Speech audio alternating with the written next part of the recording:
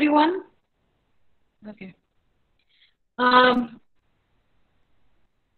in last lecture, what we have seen the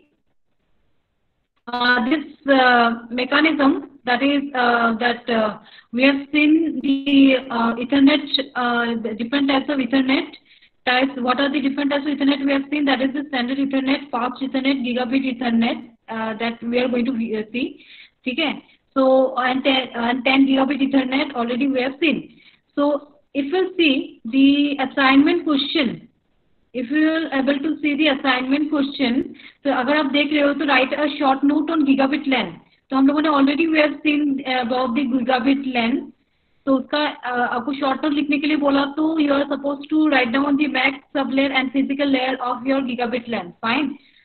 Second question we are going with today, we are going to cover that one, binary exponential backoff algorithm, that we are going to view today. Next, what we have covered explain the IEEE 802.3 physical layer specification. So this also we have covered, that is indicated your standard Ethernet physical layer. So standard Ethernet physical layer पे हम लोगों ने क्या देखा था? 10^2, 10^5, 10^T, 10^F. That is the first we have already covered, and it is for 10 marks. Fine. Write a short note on megabit LAN. अगर किसी ने पूछा megabit, because in your syllabus also there is the option is megabit LAN. आपने जो standard Ethernet का आपने जो पढ़ाई किया है, standard Ethernet, fast Ethernet, इसका जो these two are of megabit LAN. इसका यूनिट कितना आता है? 1 megabit LAN, 10 megabit LAN. तो megabit LAN के बारे में बता दी, पूछा तो your just 2 minutes, I'll show you.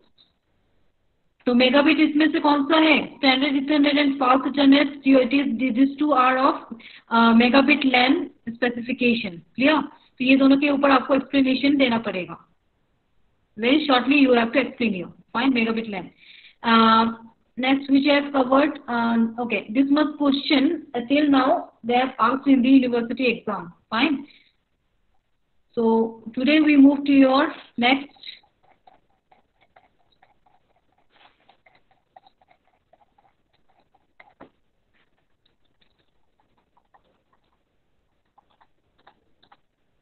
So already we have covered the different types of Ethernet evolution, different generations of Ethernet already we have covered. Fine.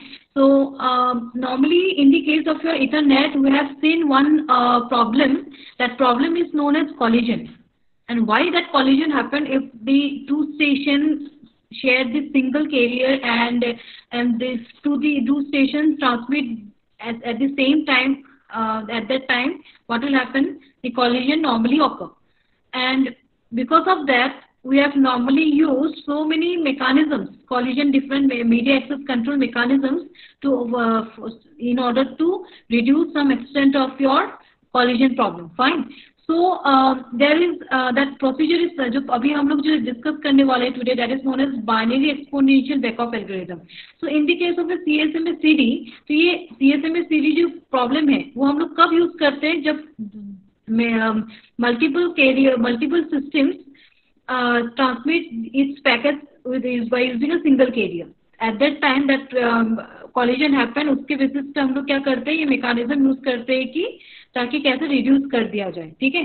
तो अभी वो जो कॉलिजन ना हो उसके बेसिस पे हम लोगों इन लोगों ने एक एल्गोरिथम दिया, find out come up with an algorithm. That algorithm is known as binary exponential backoff algorithm. ठीक है. Why it is known as binary? Because it only symbolizes if two stations only share the carrier. That's why it is known as binary. Clear? Not more than two. That's why they have used the word here binary. And exponential means what? I'll explain you after completion of this topic. At that time, we'll come to know why this exponential word comes into existence. So before moving to the binary exponential backoff algorithm, are you able to see the flowchart of the CSMA CD procedure? Are you able to view the CSMA CD procedure? Are you able to read the whatever it is written in the inside the block? Yes or no? Speak up, students. Are you able to view the flowchart of CSMA-CD procedure? Are you able to view the CSMA-CD procedure? Okay. So अगर आपको दिख रहा है, ठीक है, तो सबसे पहले क्या होता है CSMA-CD प्रोसीजर पे क्या करते हो आप? पहले स्टार्ट करता है, ठीक है, जो भी स्टेशन फर्स्ट वो स्टार्ट जब करेगा तो स्टार्ट करने से पहले वो क्या करता है कि उसका जो सेट कॉलिजन मतलब क्या होता है कि फर्स्ट टाइम जब वो स्टार्ट करेगा तो वो कोई भी पैकेट्स पे not a single packet handles the collision. That's why here I have written here n equal to 0. That means what? Set collision number to 0. That means not a single packet of the station faces the collision problem. That's why I have written here n equal to 0. After that, before sending, it will going to sense the carrier. So, how you are going to sense? It will sense whether the carrier is idle, free or not. If it is idle, that means that idle means what? If your carrier is free, that means what? It will transmit the frame with a some single gap, so that after acknowledgement, because why it is going to interframe gap, because after transmit one frame it will wait for the acknowledgement. Fine, that is on the interframe gap, and after transmit the frame it will going to check whether the collision happened. If collision is not happened, that means what? That packets have successfully transferred to the received by the receiver. Fine, but what will happen if your carrier is not idle? It will wait for the, अगर ऊपर देखिए, if your carrier is not idle, it will wait until your carrier goes free. Fine. So now, अभी क्या हुआ यहाँ पे collision की जब बात आती है तो collision अगर नहीं हुआ तो that means what? कोई प्रॉब्लम नहीं है, पैकेट सक्सेसफुली जहाँ पे पहुंचना था डेस्टिनेशन को पहुंचा. But if collision happened, what will happen? अगर collision हुआ तो what this network do? It will send a jam signal. हम लोगों ने slot time पे देखा है, एक jam signal transmit होता है to sender side, to the sender की don't send now. There is a collision, there is a traffic in the carrier, so don't transmit now. So it will send a jam signal to the sender side. Clear? And अगर collision होता है तो that means what? There is increment of your collision number. क्योंकि क्या है, आपने जब first time जब सेंडर ने फर्स्ट टाइम जब वो पैकेट ट्रांसमिट किया, it will not faces any type of collision. That's why I have written here n equal to 0. But first time जब वो collision handle करता है, that means what? It will increase by collision number will be increased. Means what? N equal to 0. 0 plus plus means what? First. मतलब एक बार उसने collision handle किया है. That's why it is written here n plus plus 0. n का value क्या है? 0. तो 0 plus plus, तो 0 plus plus क्या हुआ? 1. मतलब क्या हुआ? एक collision उसने उस स्टेशन ने फेस किया है. That is a increment collision number. Clear? Now limit reached. ये क्या है limit reached? We are going to view today. इसके बाद वाला जो है this 3, ये तीनों चीजें हम अभी देखेंगे. ठीक है. So what is the name of the topic? Topic name is binary exponential back-off algorithm. Back-off means what? Wait. Back-off means what? Wait for some time. अगर if your carrier is not free, the back-off means wait. Now how it works? I'll read one by one sentence and I'll then explain you. ठीक है. So binary exponential actually is a collision resolution mechanism, because whenever the collision happen, a mechanism we are normally apply to this so that we can reduce some extent of collision or we can remove it. Fine. So that binary exponential back-off algorithm helps to resolve the collision problem. Fine. So and that is, or this binary exponential back-off algorithm is used in one of your media access control mechanism that is known as CSMA-CD के ऊपर work करता है. Clear? Now here the word comes here back-off time. What is known as back-off time? अभी मैंने बताया, that is known as waiting time. तो waiting time क्या होता है? In CSMA-CD protocol, after the occurrence of collision, that means what? Whenever your collision happens, the station waits for some random back-off time and then retransmits. Just take an example. There are two stations are there, and both the stations. Just take an example. आप phone करते हो कभी, ठीक है? Sometimes what will happen? आप जिसको call कर रहे हो वो भी आपको कॉल कर रहा हो, and you will find busy. Fine. That means what? There is a problem. Collision happened. तो यहाँ पे भी वही चीज बताया कि जब collision होता है just take an example कि दो stations are there and A and B and both these station transmit this packets at the same time. तो A and B को पता चला कि there is a problem, there is a collision happened. So at that time, जब when it try for the second time, they are going to choose a random time. Random time means what? It may happen A cause you first and B after that. So first time when collision happen, A will going to choose a random time and B will going to choose a random time, so that next time the collision should not happen. That is known as back of time. Wait and then call. Wait for when collision is going to remove, and after that wait for the correct time and then transmit. That is known as the back of time. So here I have written here, after the occurrence of the collision, station waits for some random back of time and then retransmit. Means what? First time जब collision होता है, wait for the second chance, and then when you find your carrier is free, start transmitting. This waiting time, because your backup time is also known as waiting time, for which the station waits before retransmitting the data, is known as backup time. Backup time means what? Before transmitting, we have to wait for some time. Okay, that is known as waiting time. And backup algorithm is used for calculating the backup time. So whatever the algorithm you are using here, backup algorithm, binary exponential backup algorithm. So this algorithm is used for calculating your backup time. Clear?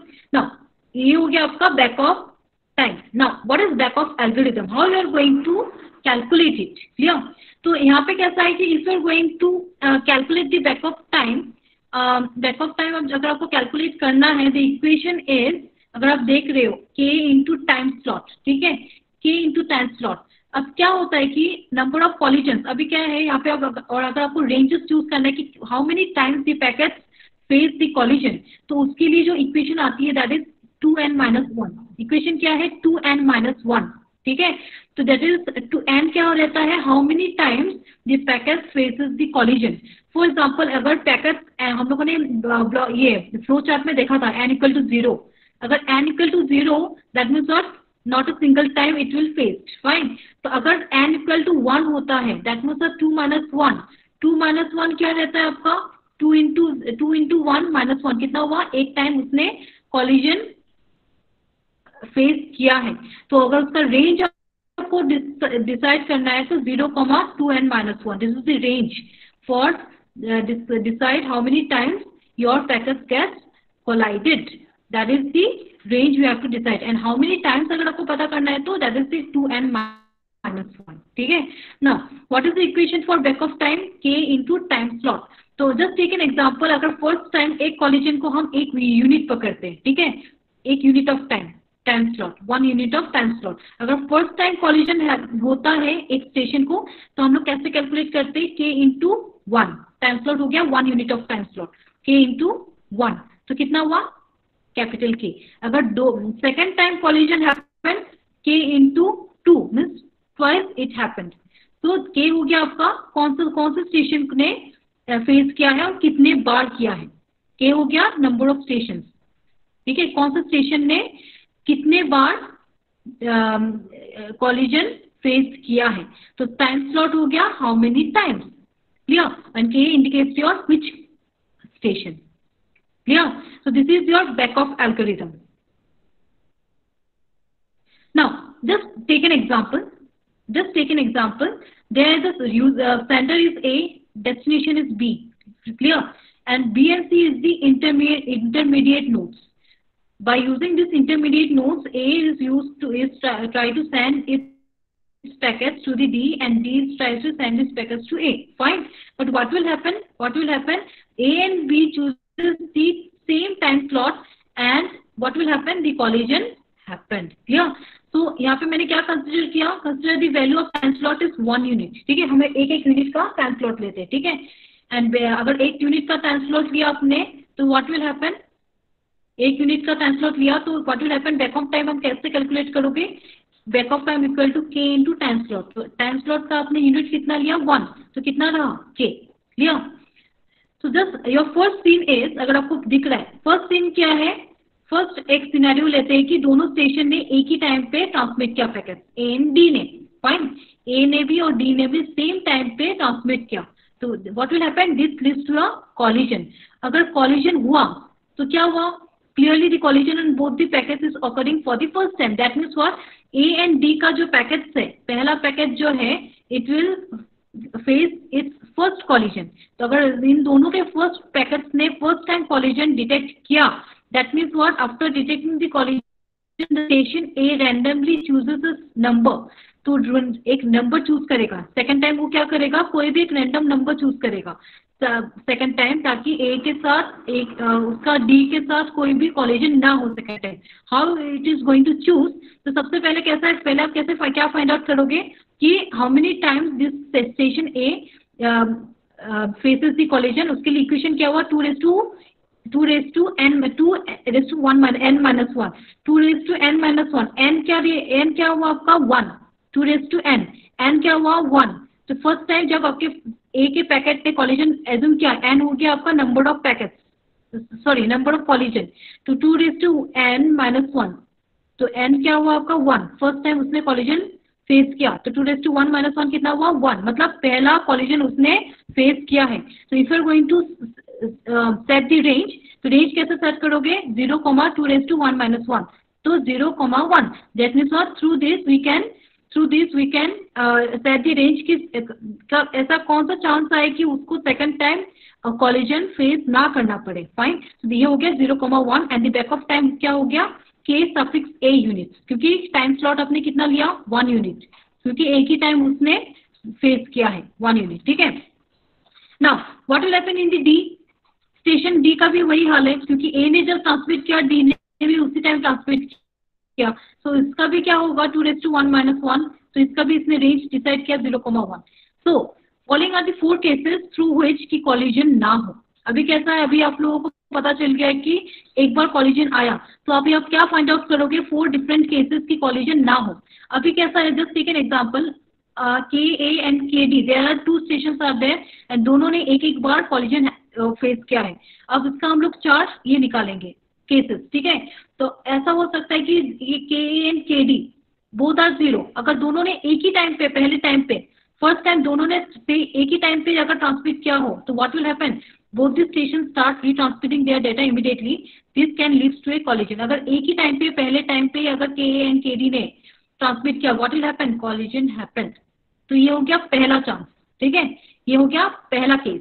ठीक है, second case क्या हो सकता है, तो के ने पहले ट्रांसमिट किया, K D waits for 1 unit of time, K D waits for 1 unit of time, K ने पहले ट्रांसमिट किया, that's why I have written here 0। Clear, 1 मतलब क्या होता है, K D waits for 1 unit of time, वो 1 unit के बाद वो ट्रांसमिट करेगा। क्लियर, तो ये हो गया, अगर के ए ने पहले ट्रांसमिट किया और के डी ने बाद में ट्रांसमिट किया, इससे क्या होगा, कॉलिजन नहीं हो सकता। ठीक है, तो यहाँ पे चांसेस पहले किसको मिली, स्टेशन ए को मिला, it will successfully transmit the packet, K D it will wait for 1 unit of time. ठीक है, तो यहाँ पे सबसे पहला चांस किसको मिला, के ए को मिला। ठीक है, तो ये एक चांस है कि कॉलिजन ना हो।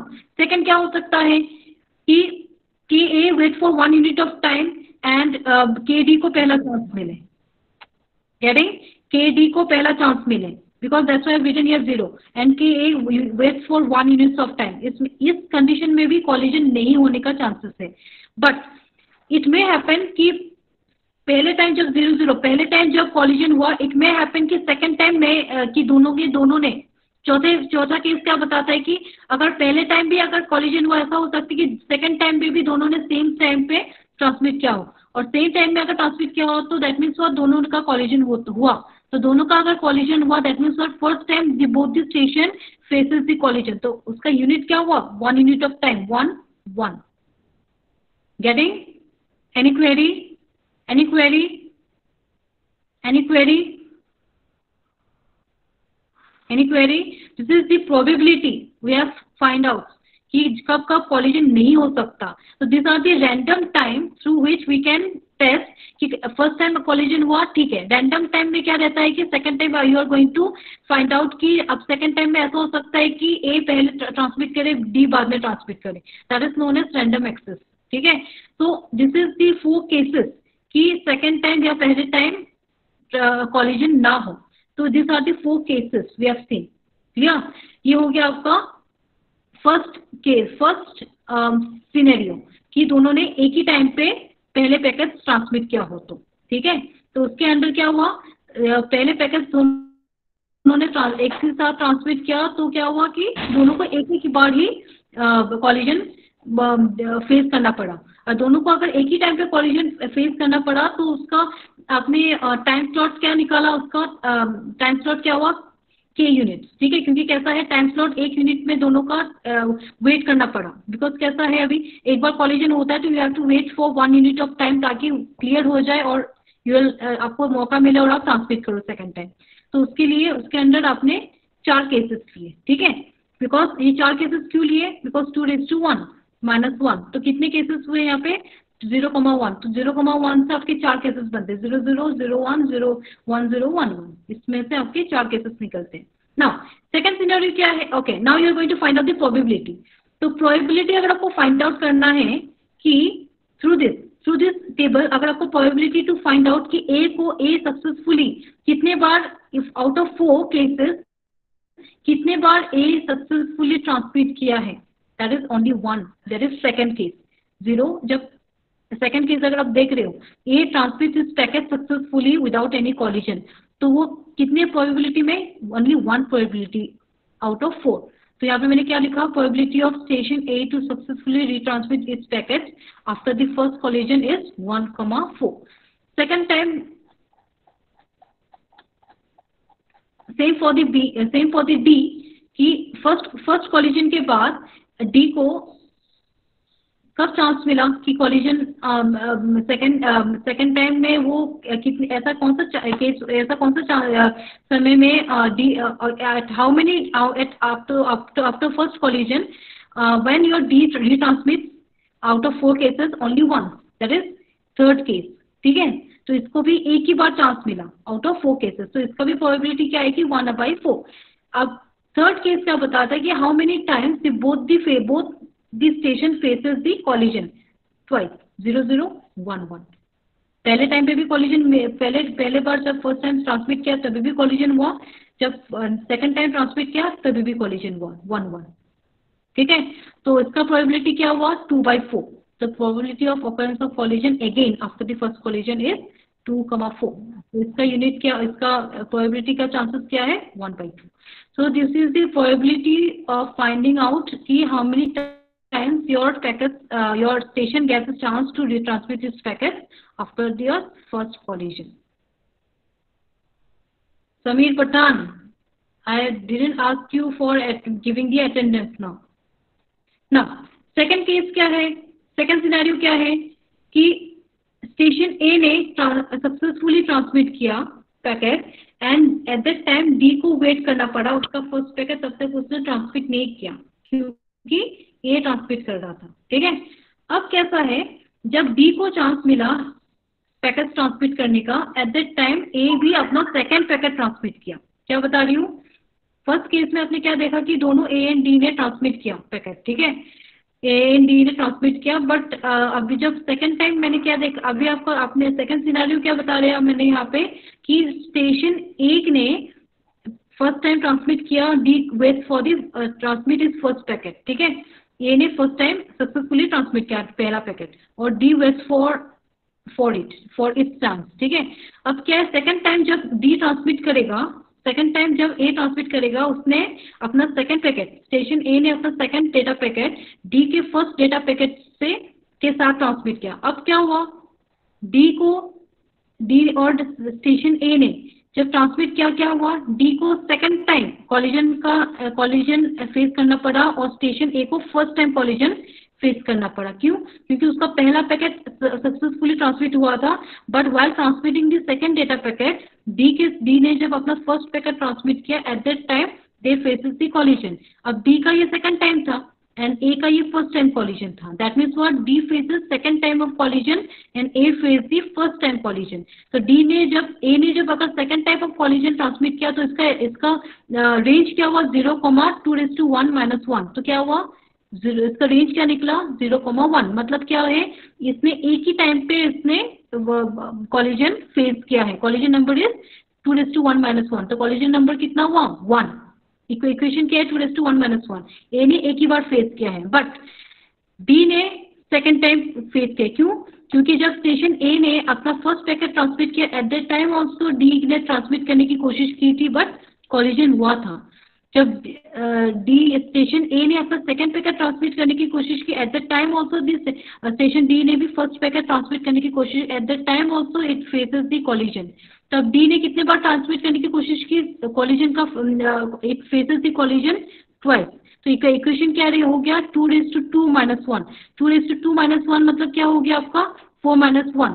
तो 4 - 1 इसका रेंज क्या निकला 0,3। so this is the range we have decided for your station number D. so how many chances it will get to send its data? ठीक है, तो अगर ये 0,3 है और A का 0,1 है, तो 0,1 और 0,3, तो इसके से कितने केसेस बनेंगे 8 केसेस बनेंगे 0, 0, 0, 1, 0, 2, 0, 3 के A का क्या है only 2 bits are there, 0, only 2 chances it will get 0 and 1, but KD will get the 4 chances 0, 1, 2, 3 fine. तो कौन कौन से चांसेस है 0, 0 इट विल हैपन कि K and KD they have transmitted first time at the they have transmitted the packets at the same time। 0, 0 means what, तो उन्होंने same time में transmit किया हो। 0,1 means what, KA ने KA ने first transmit किया and it will wait for the first unit of time. पहले बार जब केडी ने ट्रांसमिट करने की कोशिश की तो के ने तो पहले ट्रांसमिट किया एंड केडी को थोड़ा लेट हुआ 1 यूनिट ऑफ टाइम लेट किया। ठीक है, सेकंड टाइम में भी क्या सेकंड टाइम में भी क्या हुआ कि के ने पहले ट्रांसमिट किया और it will wait for the second unit of time. Third cases में क्या हुआ कि ए को पहले ट्रांसमिट करने की चांसेस मिला, but KD will wait for the third it will wait for the 3 minutes of time. See अगर आप ये देख रहे हो फर्स्ट 4 केसेस, यहाँ पे कैसा रहता है कि अगर एक स्टेशन को पहले बार चांसेस मिलता है टू ट्रांसमिट, तो ऐसा भी हो सकता है कि सेकंड टाइम भी उसी को ही मिले। So what will happen? If a station gets a chance to retransmit its packet, it will may happen कि it will get the second time also to retransmit the second, third or fourth packets also. Find how many packets it will going to transmit, and because of that, the graph of this station जिसको बहुत बार timing मिला, it will increase exponentially. That's why here the word here comes exponential. Why? अगर एक station को first time chance मिलता है, इस maximum cases ऐसा होता है कि उसी को बार बार चांस मिलने की चांसेस ज्यादा होती है। Because of that, that packets will get, that station graph will increase exponentially. समझ में आपको एक्सपोनेंशियली क्यों? बिकॉज उसको नंबर ऑफ चांसेस मिले टू रिट्रांसमिट फर्स्ट। ठीक है, तो that is known as exponential. तो यहाँ पे कितने केसेस निकलते हैं 8 केसेस। तो 8 केसेस में से मैंने आपको 4 केसेस बताए। अब कैसा है पांचवा केस क्या है 1,0। अब यहाँ पे कैसा है कि डी ने पहले ट्रांसमिट किया, के को वेट करना पड़ा। ठीक है, 6 केस में क्या है दोनों 1-1 है। दोनों 1-1 मीन्स व्हाट, दोनों ने एक ही टाइम पे ट्रांसमिट किया एंड दोनों 1 यूनिट ऑफ टाइम के बाद एक ही टाइम पे उन्होंने ट्रांसमिट किया। After 1 unit of time slot waiting time it will retransmit this packet.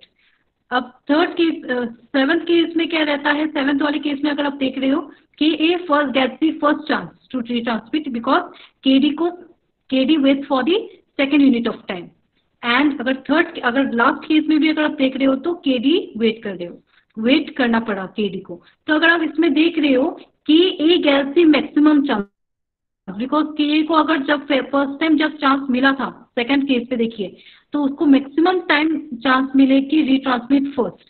तो that's why it is known as exponentially. Why it is exponentially?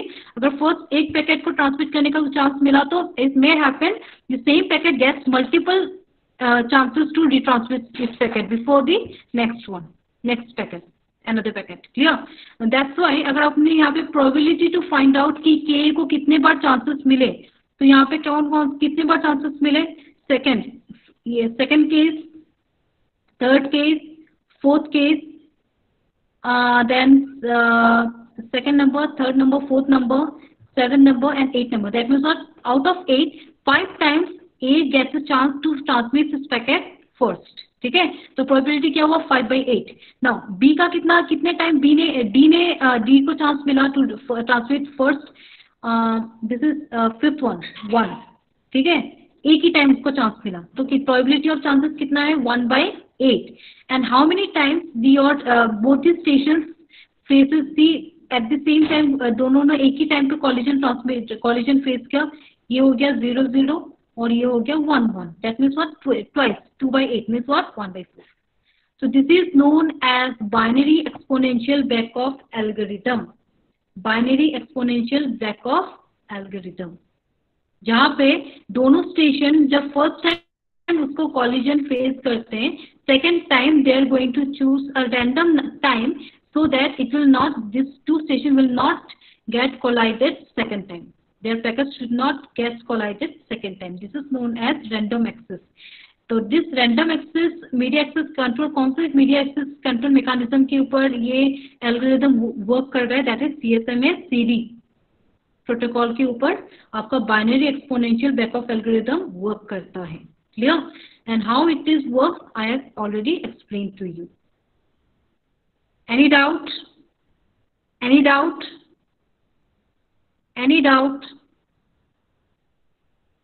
yes or no? Yes or no?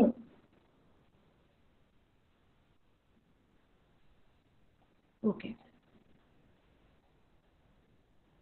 तो आपका question क्या था इसके related? एक ये this is compulsory question which is normally they have asked. ये question क्या है अगर आपको दिख रही है?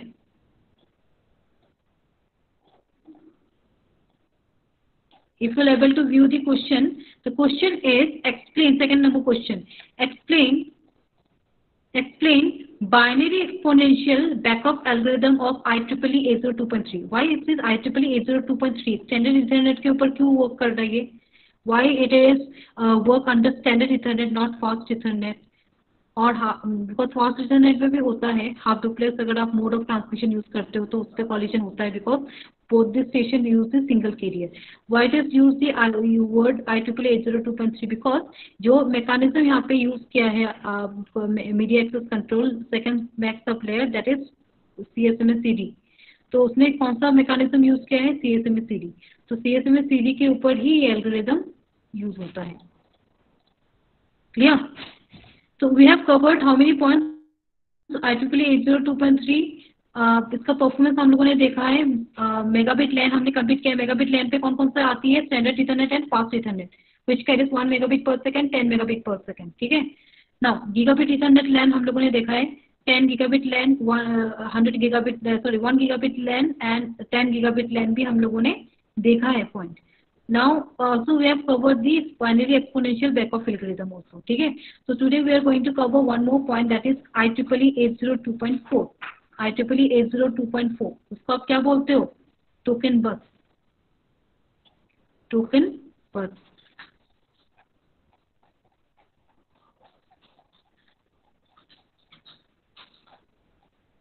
बिफोर दैट यू ओके, इसका मैंने हाफ ही बताया था आपको। ठीक है। अब कैसा हुआ यहाँ पे? मैंने इसका एक्सप्लेन नहीं किया आपको। ठीक है। अब कैसा था यहाँ पे? मैंने क्या बताया था? Increment collision number n++। तो अभी कैसा है? फर्स्ट टाइम जब कॉलिजन डिटेक्ट होता है तो ये यहाँ पे क्या आएगी? 1। कितने टाइम उसने collision number, how many times it faces the collision. अब फर्स्ट टाइम कॉलिजन फेस किया तो यहाँ पे क्या आएगी? 1 आएगी। ठीक है। अब 1 आई तो इसका रेंज क्या हुआ? 0,1 और 0,1 हुआ तो 0,1 से कितने केसेस निकलते हैं? 4 cases, that is known age limit reached. तो उसके पास 4 केसेस है, 4 लिमिट है कि वो कॉलिजन फेस ना करे। तो अगर उसका लिमिट के, अगर चारों के चारों लिमिट के बाद अगर उसका चांसेस गया, उसको चांसेस ना मिले, जैसे फॉर एग्जांपल मैंने पहले ही बताया कि 2 स्टेशन है, 2 स्टेशन में से पहले को ही अगर मल्टीपल चारों टाइम पे चांसेस मिले पहले, तो what will happen the second कुछ अगर चांसेस ना मिले तो उसमें क्या होता है? It will abort. Abort means what? It will abort to retransmit and again it will go for the transmit retransmitted। ठीक है ना। अभी अगर उसने लिमिट रीच हुआ क्या नहीं, अगर लिमिट रीच नहीं हुआ तो अगर लिमिट रीच होता है तो आप अबॉर्ट करोगे, अगर लिमिट रीच नहीं हुआ उसके बाद चांसेस है, बिकॉज रेंज यहाँ पे ऑलरेडी आप लोगों ने फाइंड आउट किया है 0,2 raised to n-1, this is the random number the every station going to find out कि कब उसको चांस मिले और ट्रांसमिट करे। तो अगर लिमिट रीच नहीं हुआ तो it will going to select a random time, random number, so that it will retransmit its packet. And अगर फॉर एग्जाम्पल अगर ट्रांसमिट करते वक्त उसको लगा कि इट इज दूसरा पैकेट दूसरा स्टेशन ट्रांसमिट कर रहा है, अगर दूसरा ट्रांसमिट कर रहा है it will wait for the its correct time until unless दूसरा ट्रांसमिट कंप्लीशन हो जाए, उसके बाद वो ट्रांसमिट कर, that is known as wait back off time, waiting time.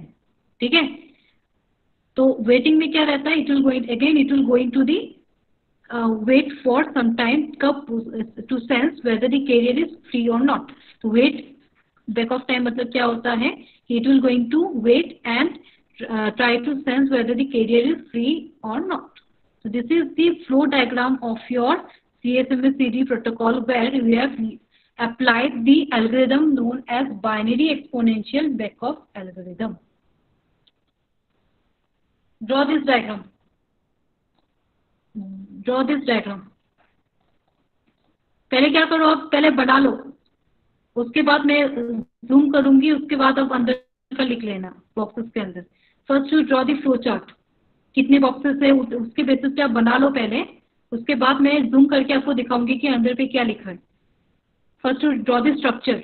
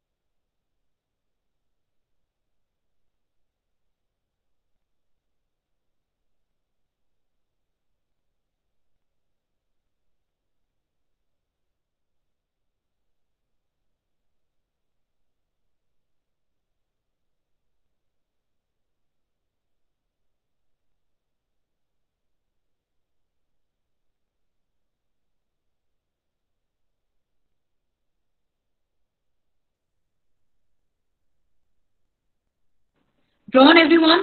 Shall I zoom? Shall I zoom? Drawn everyone? Yes or no? Okay, I'll zoom and then you just write down the inside of it.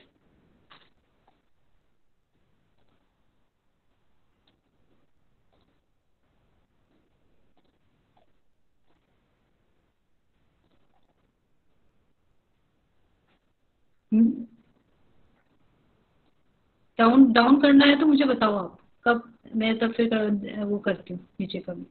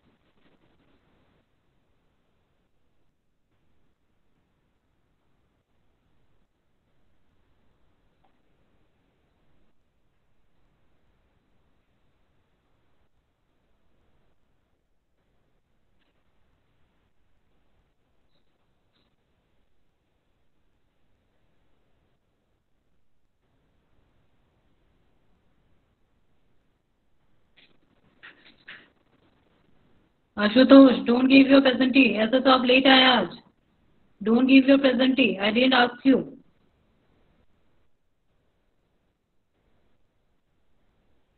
Who left?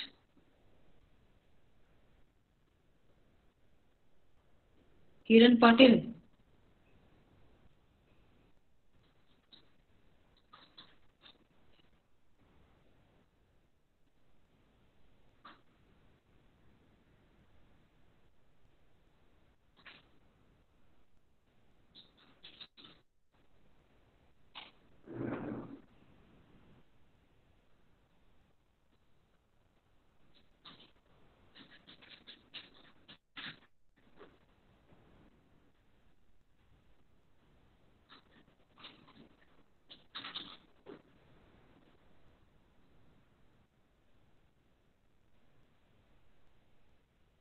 Gita निकटे.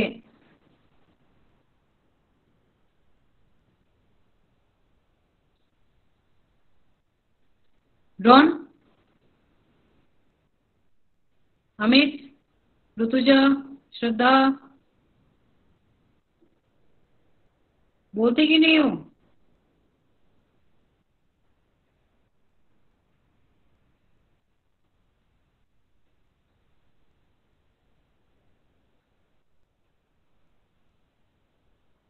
Next time से मैं बोलूंगी video on करके रखो. Everyone, compulsorily video on करके रखना है.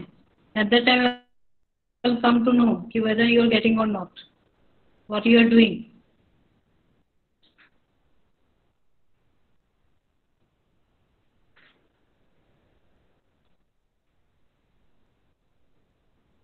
Drawn everyone? Completed? Completed? Any query? Any query? Any type of query? Query है तो अभी बताओ. I'll summarize this point. Binary exponential, binary word क्यों बताए? Only अगर दो स्टेशन यूज करते हैं तो अगर दो स्टेशन के ऊपर अगर दोनों स्टेशन को अगर कॉलिजन होता है तो उसी के ऊपर ये एल्गोरिथम वर्क कर सकता है, not more than two station. ठीक है. That's why the word comes here binary. Clear? Exponential word क्यों आया यहाँ पे? Because यहाँ पे maximum time अगर आपने जो probability अगर आप लोगों ने देखा है तो सेकंड केस में, सेकंड सिनेरियो पे अगर फर्स्ट स्टेशन को जब एक स्टेशन को फर्स्ट टाइम जब चांस मिलता है आफ्टर फर्स्ट कॉलिजन, जब उसको सेकंड टाइम जब उसको रिट्रांसमिट करने को चांसेस मिलता है, at that time it will get a maximum time to transmit its second, third और fourth packets.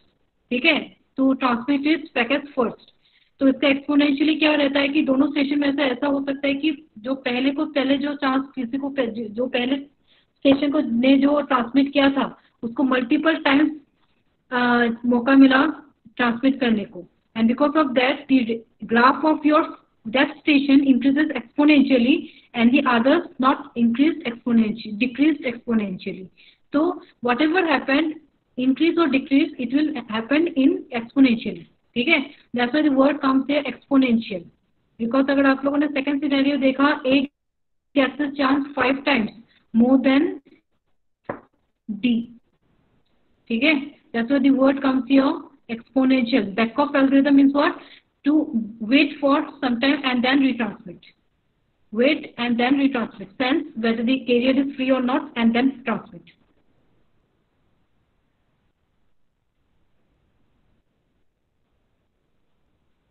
Over, everyone? Okay. Till then, mark your attendance. Mark your attendance.